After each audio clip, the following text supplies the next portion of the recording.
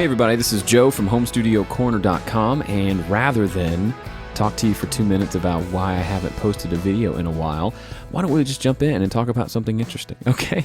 All right, let's talk about compression today. Let's look at this compressor that comes with PreSonus' Studio One, which I'm really digging lately. So the idea of compression, we tend to think of compression, we know that by definition it turns things down, but we also know that we typically end up using compression to make things louder, right?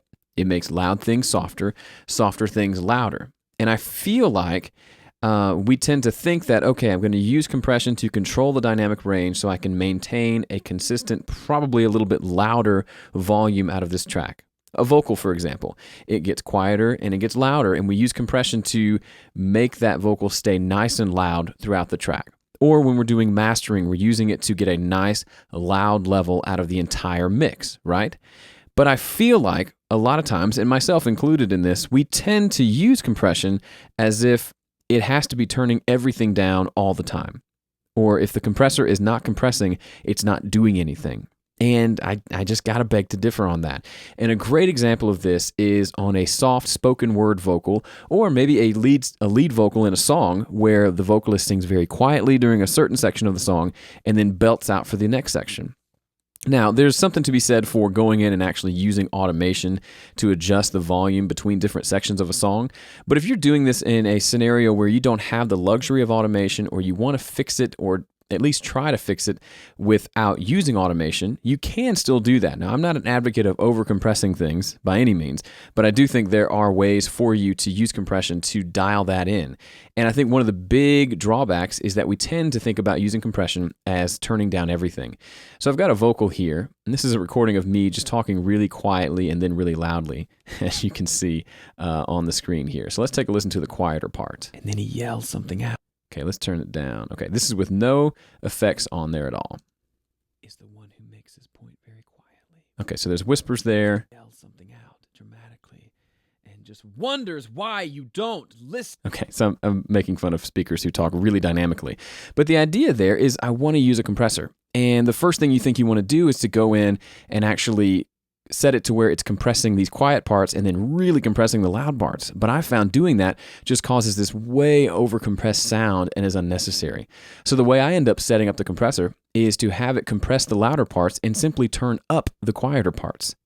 Watch this, the gain reduction on this compressor during a quiet part. Let's zoom way in. This is the gain reduction meter right here. And then he yells something out. Okay, notice how there's no gain reduction happening? I'm going to turn the audio off, so you can just see the meter going on there. You can see their signal. It's not compressing it at all. It's literally just turning it up. And now the gain reduction is happening on the louder part. And you know what ends up happening? It sounds really consistent. I'll play it for you.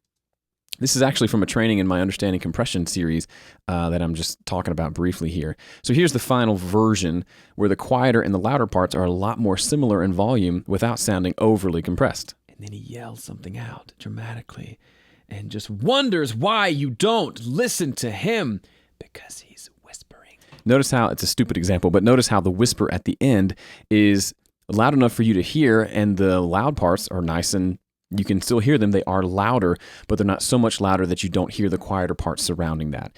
So that's one of the uses of compression that I think we overlook. We think we have to turn things down, but I like using compression to turn quiet things up and then to take care of those louder sections. It allows me to use much less aggressive compression settings. It allows me to maintain a more consistent level on my individual tracks and my mixes. And it tends to be kind of fun to figure out what that perfect setting is going to be for that particular track.